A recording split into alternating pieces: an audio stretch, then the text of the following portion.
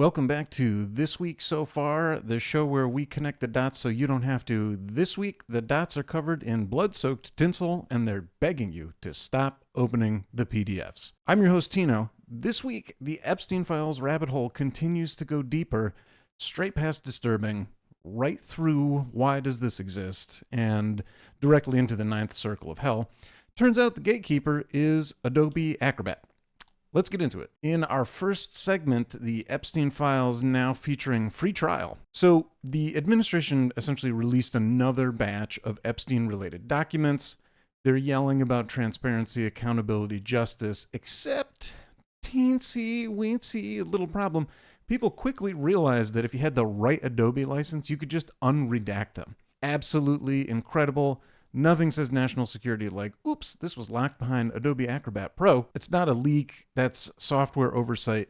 This is basically what happens when you axe all the senior security people and let Doge take the reins. I swear, we thought the only Adobe program was Reader. We didn't know you could make the PDFs. In our second story, surprise Jeff Epstein is your neighbor. Yeah, turns out Howard Lutnik has lived next to Jeffrey Epstein for years. Not anymore, obviously. Jeff's dead. Been dead for a minute. But Lutnik, literally, next door. Not like the same city, not the same donor circle, not we once made eye contact at Davos. Next door. Okay? Could that be coincidence? Sure. The same way it's coincidence when your smoke alarm goes off during a fire. Totally normal. Nothing to see here. It's literally like Billionaire tool time, except Wilson is an international sex trafficker. In our third segment, CBS presents Forbidden Knowledge. So meanwhile, there's a full documentary on CCOT. Remember this from earlier in the year? CCOT is the El Salvador mega prison, and CBS was not allowed to air this documentary in the United States. Always a comforting phrase to hear in a democracy. Not allowed to air.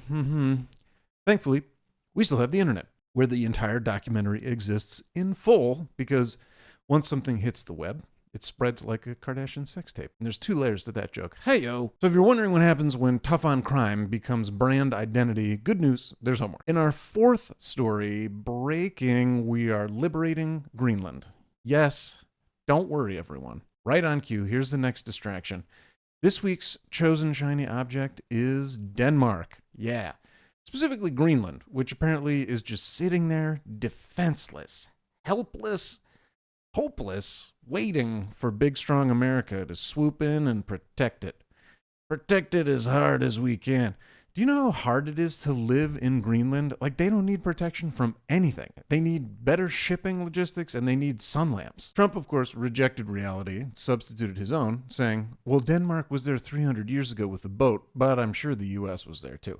Insert Ron Howard saying, they were not. Vancy Pants also weighed in. Honestly, I'm pretty sure he thinks that Greenlanders are just hillbillies north of the wall. Next story, a little bit of fake peace, but very real corruption. Wouldn't you know it? Right after Trumpy Boy gets his totally real, definitely legitimate Peace Prize, U.S. prosecutors suddenly moved to drop a major soccer TV rights corruption case. Wowzers, just coincidence. Just vibes, dear friends. That's the justice taking a little holiday PTO, you know? Honestly, nothing says the rule of law like, let's not today. And then in our sixth story, the economy is thriving because they say so. Real quick, before we go, let's take a stop at the economy. The U.S. just dropped an economic growth report, and the headline, oh, it's very exciting. It's absolute cinema, growth, resilience, strength. The lead says the economy is doing great, which is always comforting when I have to pay $20 a pound for store brand ground beef. Not even the fancy pants stuff like Schweden Sons or Wahlburgers. Anyways, several paragraphs down, like a shameful family secret, is the actual story.